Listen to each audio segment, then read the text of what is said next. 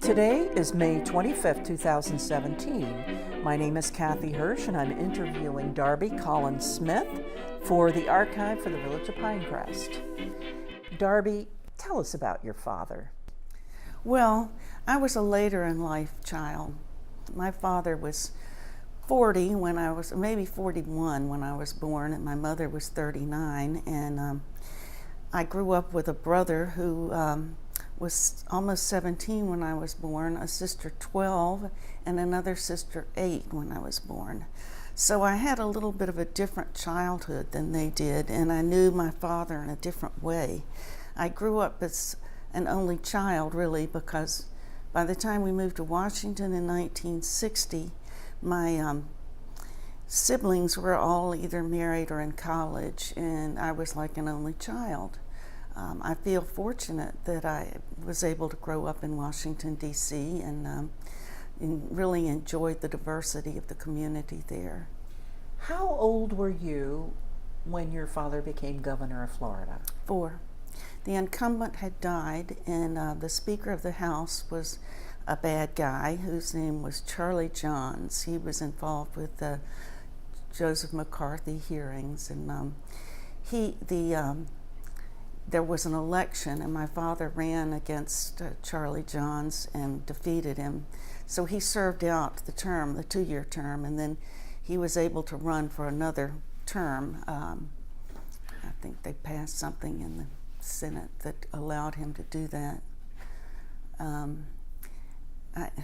You want to hear a little vignette about Charlie Johns? Yeah, sure. I was watching at the age of 4 them debate. And my father caught him red-handed at something. I can't remember what it was, but he put him out on the carpet for it. And all Charlie Johns could say was, "I made a mistake, Leroy. I made a mistake."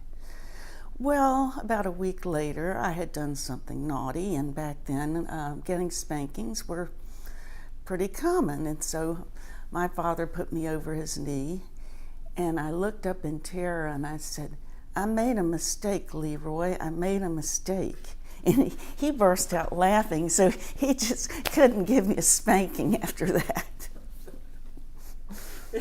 So you were 4 years old? I was 4. And you moved into the governor's mansion? Yes, it was the old governor's mansion, and my mother's ancestral home was right across the street. It's called the Grove. And they decided to tear down the old one. We were in the old one for maybe several months, but all we had to do then is just move across the street, and the Grove became the governor's mansion again. So it was a pretty easy move. And then they rebuilt the governor's mansion the way it is now, and that's where I grew up. So you're connected on your mother's side as well to a long line of Florida people. Mm-hmm. Tell us about that connection.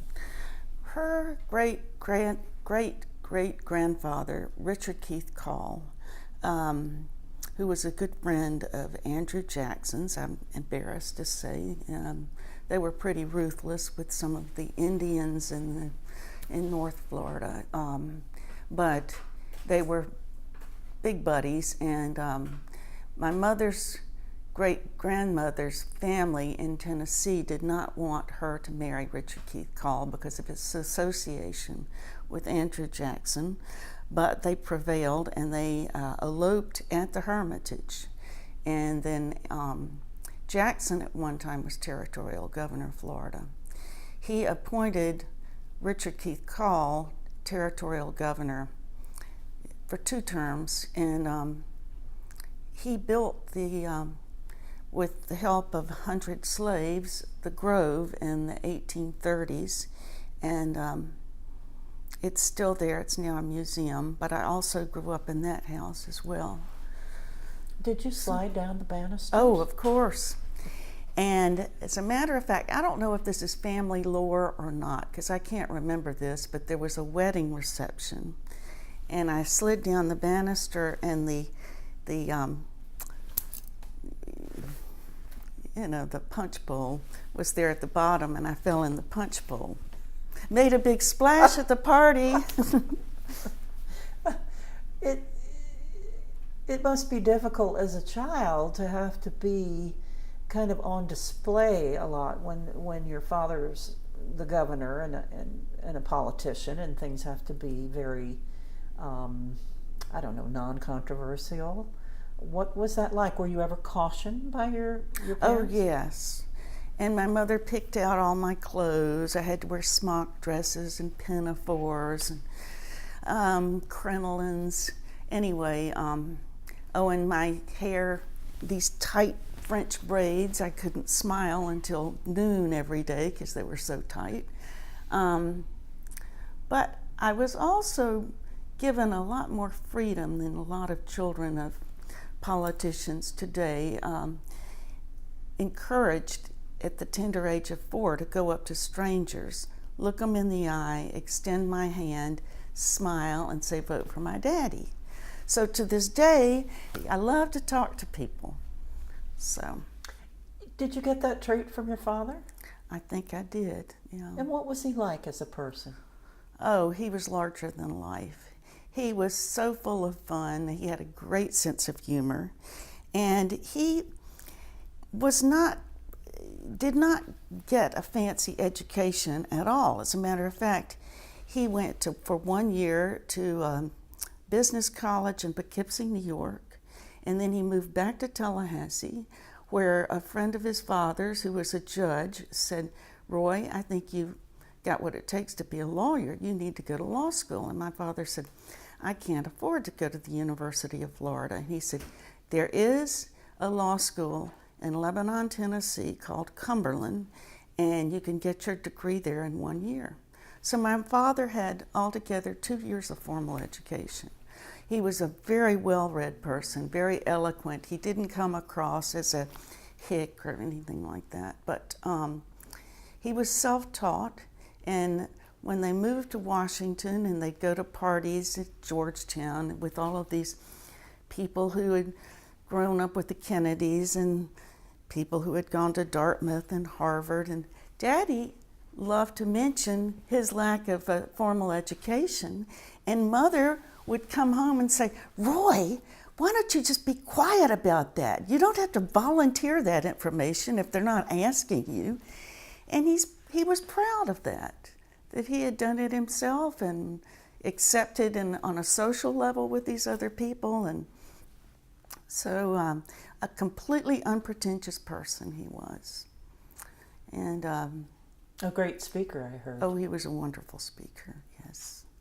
Did he practice that at home? Did you ever see him practicing his speeches? Mm-hmm. And he wrote all of his speeches, too. He didn't have any speech writers. He was very proud of that. And he wrote a wonderful poem that's in this book that he wrote after he lost the Senate race to pay off campaign debts. And it's a poem about a little boy whose father works in a grocery store. Or my father's father owned a grocery store. And his encounter with a poor black man, and it's a very moving poem, but my father loved to write and to read. So, your father at first was, by all accounts, a extraordinary person, but a typical Southern gentleman in terms of race relations. Mm-hmm. But he apparently had an epiphany, or he became eventually very involved in the civil rights era. Would you tell us about that a bit? Mm-hmm. And I think by today's standards, you would call him a moderate. But by those standards of that time in the 50s, especially in the Panhandle and in Central Florida, it was very conservative. And they thought he was a radical. Now, he loved to come to Broward and Dade County because there were many more people who were from the Northeast and enlightened. And he'd come down and had fishing buddies and loved. He took up this cause here for reapportionment because Broward and Dade were underrepresented in the legislature. So he was fighting for that. That was one of his causes.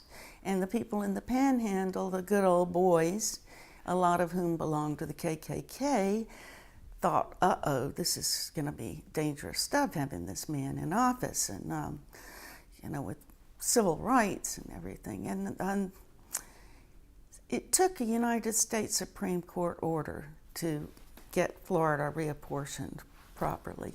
But he fought for that, and that was important to him. That was a big accomplishment. Yeah, but he felt like it was one of his failings, that he was not able to get it accomplished. But he paved the way. And I don't think if he had not been there, it would have happened. Who knows? Eventually, yes, but maybe not as early. What was it like living in the governor's mansion? Were you under the lights a lot? Yes. But it was sort of fun, too. I could explore and find all sorts of interesting nooks and crannies. And we had a movie room, which was fun. I'd have a birthday party, and we'd get the yearling and sit around in these movie seats and have popcorn. That was a lot of fun.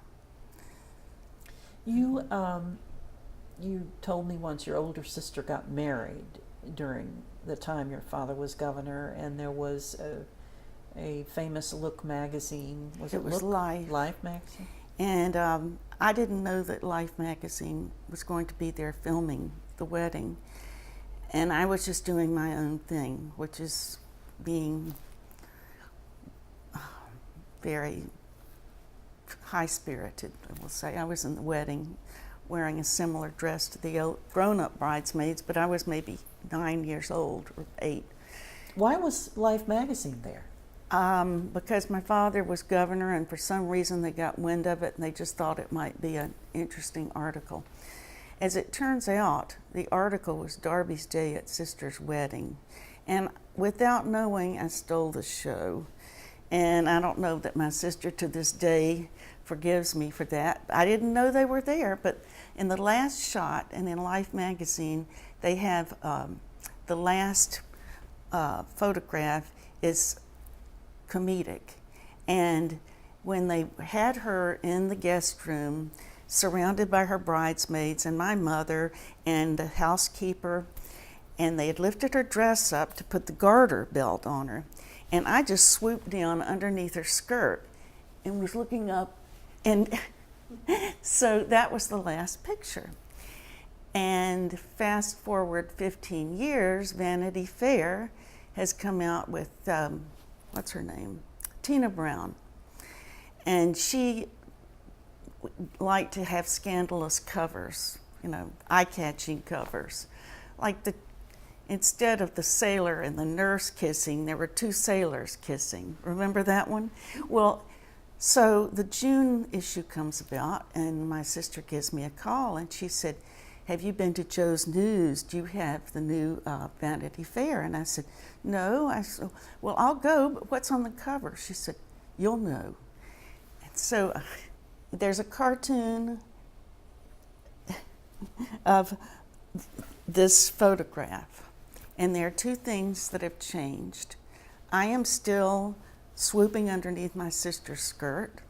They have changed the black housekeeper to white, and they have made my sister 9 months pregnant in her wedding dress. My mother had a fit. This was back in the 50s where everybody was conservative, and and she was not pregnant when she married. She had her child when she was about 3 years into the marriage. But boy, was my mother mad. How much of the Deep South was still apparent in your growing up? I remember in Tallahassee, I'm trying to figure out how to put this appropriately, but we all know what the N word is, and of course that word was never mentioned in my house or by nice people. But I remember being on the playground at school and this little boy coming up to me and saying, "Your daddy is the N-word lover," and he used that word. And when I knew that we were heading to Washington, I couldn't wait to be out of the Deep South, where my father would be accepted as somebody who had principles and was not of that genre. Well, we got to Washington, and I had a deep Southern accent, and I was behind academically. They put me in a very fast-paced school where I had to be tutored in just about every subject. But I felt the opposite experience there, or I guess the same experience of being the other. And it was a disappointment at first, but then I caught up academically and got rid of some of my Deep South. Of course, it's impossible to get rid of some of them. You've done a great job of it, I know, but you're in broadcasting. Tell us about your father's career and he ran for Congress, correct? No, he ran for the U.S. Senate. He ran for the Senate. In 1968. And explain how that was after being governor. Yes, well, we moved to Washington because my father had been asked to be the director of the National Association of Broadcasters. And he was excited about that. They had offered him a hefty salary, and my parents bought this nice house in Georgetown. And he, being the idealist that he was, decided that he was going to make speeches about the fact that they needed to get cigarette advertisements off TV, and because he felt that it was a bad influence on children and smoking in children. That did not endear him to the broadcasters at all. They were upset about it. The tobacco industry was upset about it. And my father became, to them, a pariah. So Lyndon Johnson then offered him a position in his cabinet as the first director of community relations, which was then in the Department of Commerce. It's now in Justice. But it meant that my father, as a liberal Southerner, would be going to places like Selma. And he was thrilled to be a part of the movement. And he did go to Selma.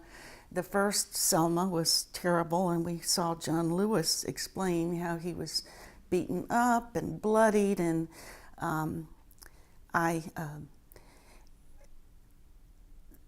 father went for the second march, and there was no bloodshed.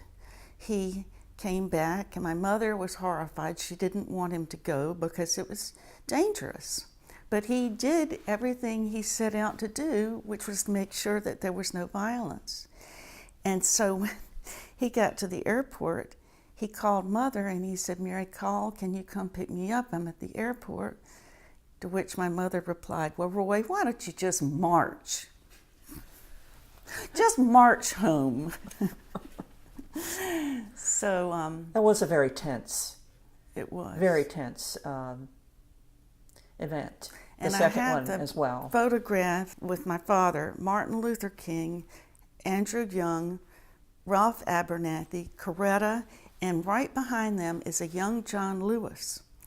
And that photograph got my father in trouble when he was running against this Republican who was a Maine-born, Harvard-educated racist, and his name was Ed Gurney. Gurney decided to plaster this photograph of my father in Selma with these other people marching, and he plastered them on the front pages of the Panhandle newspapers and Central Florida newspapers, and the headline was "Collins Marches with King." So that was enough to really do him in politically. That ended his political career? Yeah, but he never regretted at all. He was proud of what he did. And so then he was also Undersecretary of Commerce, and he moved back. His headquarters for this U.S. Senate campaign were in Tampa, And so I boarded at Madeira, which is the school where the headmistress murdered the diet doctor. At any rate, that was those 2 years, and then he was very disappointed that he was defeated pretty soundly. So for a while, he moved with my mother here to Miami. His friend, a Mr. Singer, who owned Royal Castle, the hamburger chain, asked my father to become the president. The president of Royal Castle, which he did. And I think he was here for about a year, but then they moved back to Tallahassee, where he practiced law and low key. And then he found out that he had colon cancer. And I think about a year after he discovered that, and he fought the fight, but he succumbed to it ultimately. Did he ever express any regrets? Surely some disappointments. Mm-hmm.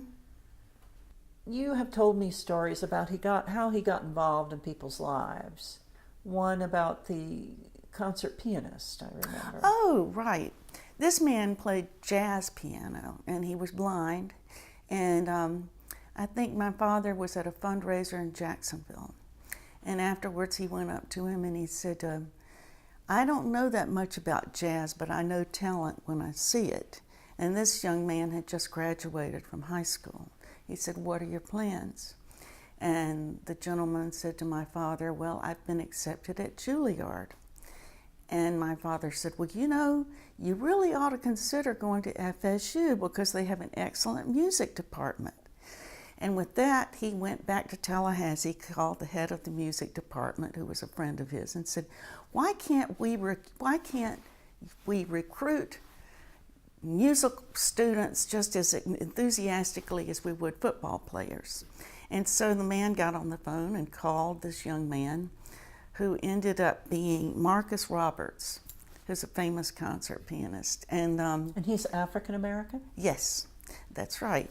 And got a full scholarship. My father also felt that he might be better off in Tallahassee, given his blindness, than he would be in the middle of the city in New York. So anyway, Marcus Roberts ended up getting a full ride, a scholarship at FSU. And then my father, when the first time he played at Carnegie Hall, I believe, I heard that my father sent his parents plane tickets for them to go see him play, because my mother was horrified. You stopped him from going to Juilliard, and so I think he felt a little guilty that, but in the long run, he ended up at Carnegie Hall, and more power to him. He'd go, if there was a dinner somewhere and he could talk to the chef after dinner, he'd go back into the kitchen and talk to the chef. And so we went to one of these, and he came, that's the best sweet potato pie I have ever had, next to my mother's. So we went into the kitchen and complimented the man, told him it was the best sweet potato pie he'd ever had, next to his mother's.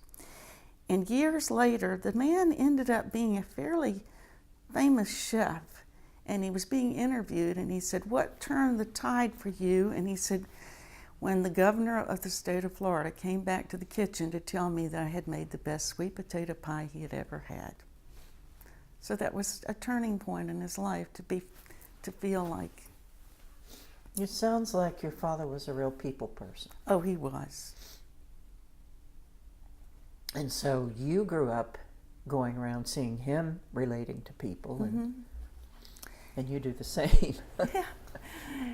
And he loved the Jewish community down here, and he loved to go fishing with his friends. And my first best friend in Tallahassee was Jewish, and I used to go with her to temple every Saturday. And with my parents' encouragement, they said, this is a religion which is a very important one, and we want you to understand what it's about and go with our blessings. So I grew up with that attitude of people who are different are interesting, not being afraid of people who are different. So I'm thankful to him for that. Do you ever think about what your father would have to say about the political situation now? And he would think that if he weren't president, that Donald Trump was a laughing buffoon. But given the fact that he is president, I think he'd be horrified. I'm still in a state of shock. But I don't think in his life he ever, and this would include Richard Nixon, I don't think he would have ever experienced having, anyway, I won't go any farther with your that. father had a relationship with Lyndon Johnson. Can you tell us about that and about that picture of you at Lyndon's ranch?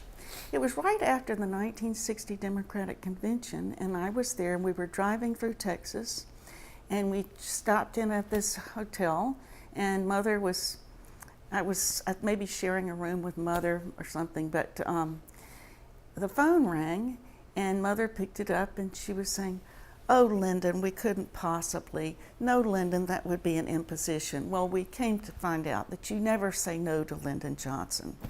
So what that was about is that he was inviting us, he was sending his helicopter to pick us up and take us out to the ranch and I think we just spent one night there, but it was a lot of fun. And I have a photograph of myself with him, and I'm wearing his cowboy hat, and I'm standing next to Lyndon Johnson.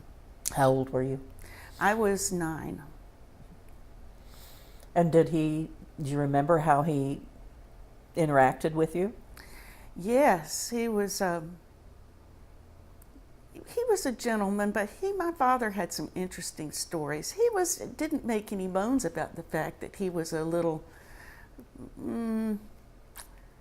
could be a little rowdy at times and a little bit off the guard. I don't know how to put this gingerly, but sometimes he'd have meetings, cabinet meetings in the Oval Office, and if he had to relieve himself, he'd just keep the door open and keep talking and do what he had to do. Your father experienced that? Mm-hmm. You met a lot of very interesting people, not just politicians, but... Oh, yes. But I just thought of another story. We were at the Democratic Convention, and I had a feeling that my parents were leaning a little bit towards Adlai Stevenson because he was a friend. But they said, "Yeah, it's very important. If anyone asks you, you say, 'We are neutral.'" And, I was 9 years old. I didn't know what I was saying, but I found a photograph of myself at the convention, and I've got on an Adlai Stevenson button, Kennedy, Johnson, and Symington. So I was neutral. Tell me about the friends that your father had that were special to him. There was a judge here whose name was Irving Sipin. They were close friends, and not just political friends, but they loved to go fishing together. My father loved to fish. He didn't really care for other sports, but he liked to pick people's brains in a boat. Also, John Pennycamp was a good friend. He loved newspaper people. He really did. What about Edward R. Murrow? Oh, yes. I have a photograph with Edward R. Murrow at Glacier National Park during one of the governor's conferences. He's standing there next to me with his ubiquitous cigarette. Were there any other governors that your father felt close to? Your Birch Bayh, that he had great respect for him. And the one from Michigan, he always wore a bow tie. Soapy, what was his name? That was his nickname, Soapy. Williams, Soapy Williams.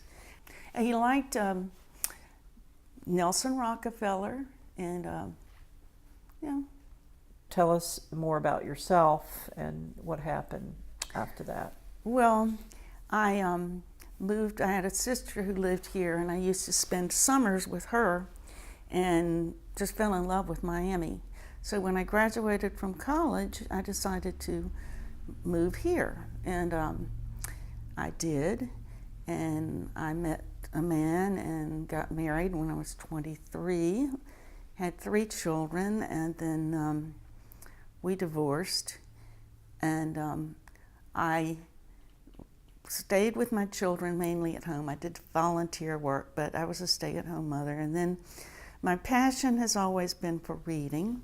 So when the children were out of the nest, I went to graduate school at FIU to get my master's in English, and all but the thesis I accomplished.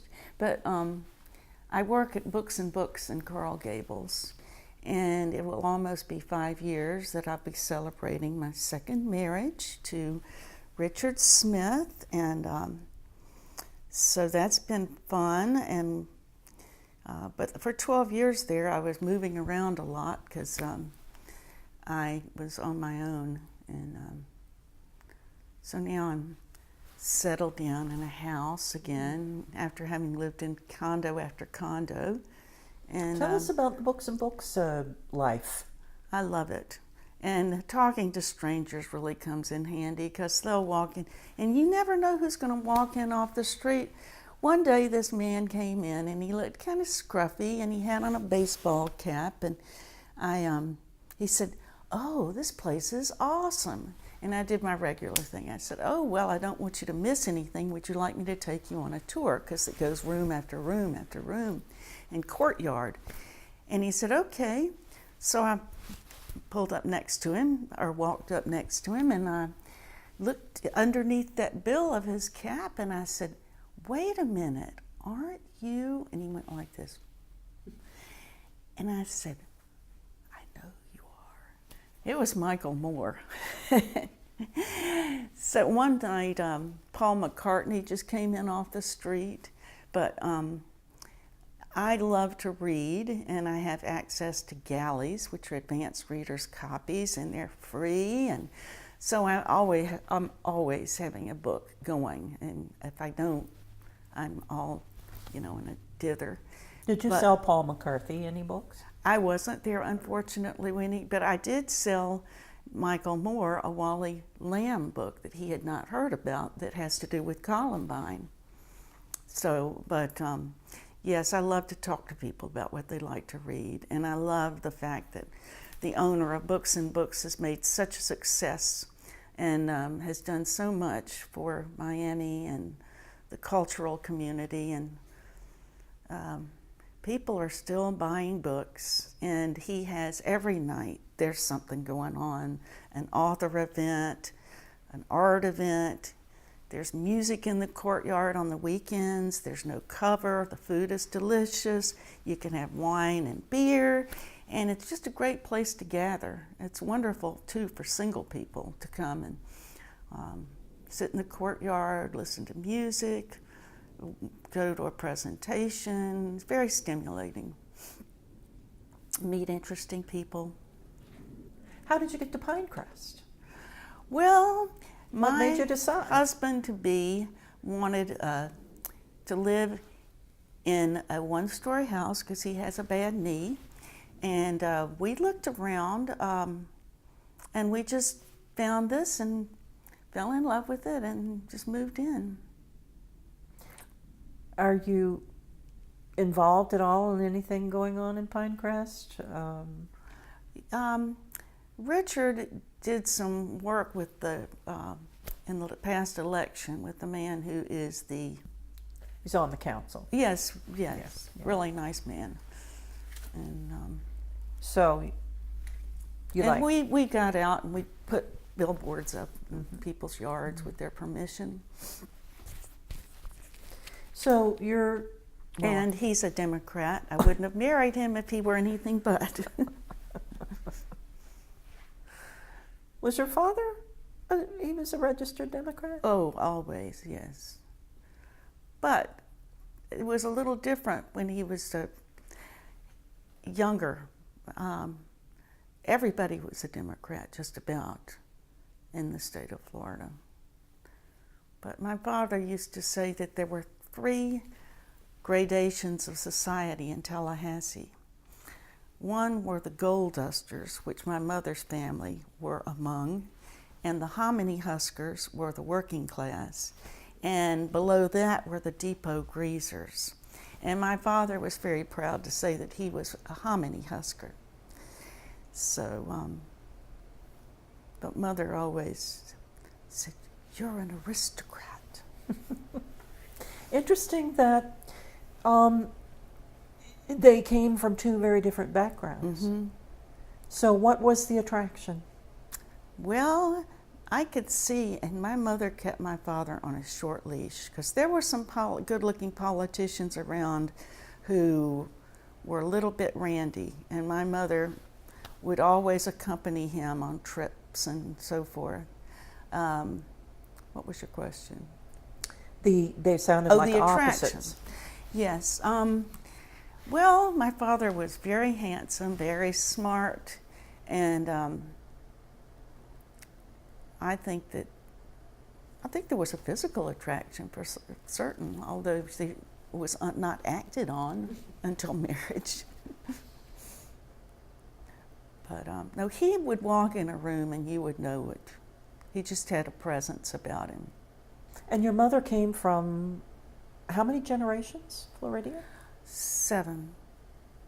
Well, I'm a 7th generation Floridian. What does that feel like? Unusual. There aren't many of us around.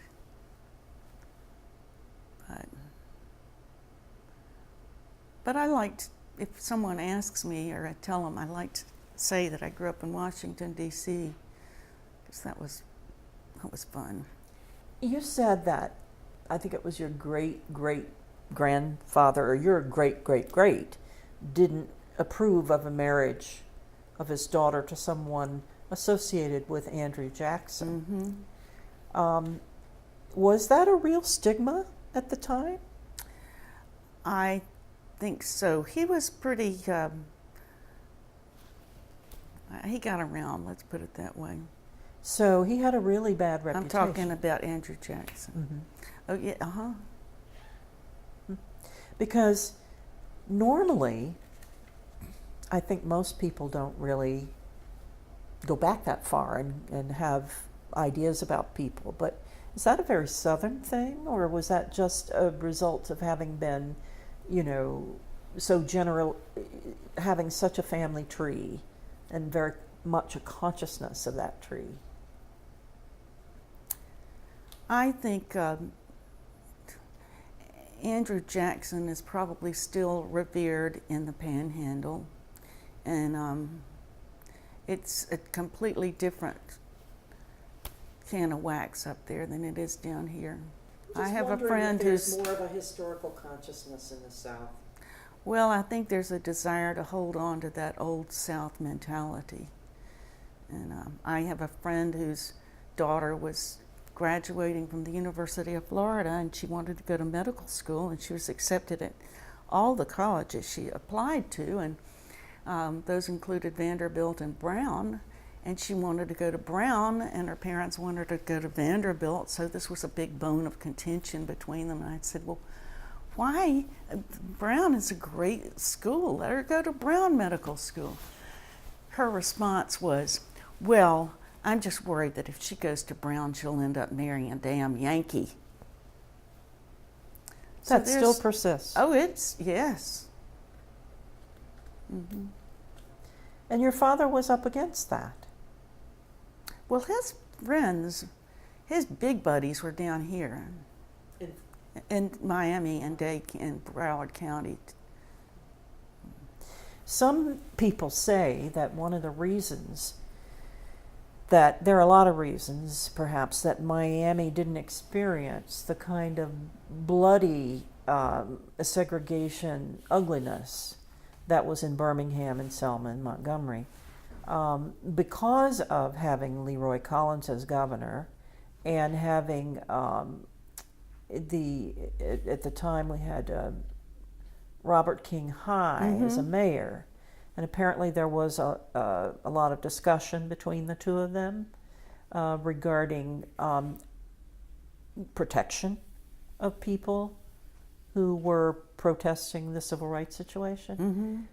Were you aware of that, or is that a true statement, do you think? I was away at school in the late 60s. And I think that was when it was happening, with the greatest fervor. That would have been around 66, 67, and then when I was in college. But I was aware of it, yeah. So he was in contact a lot with people down here then? Yes.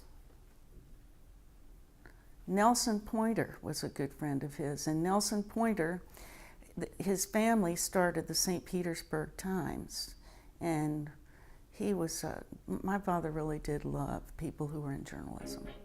The St. Petersburg Times has a history of being one of the most progressive newspapers in the country. And then there's the Pointer Institute. That's right.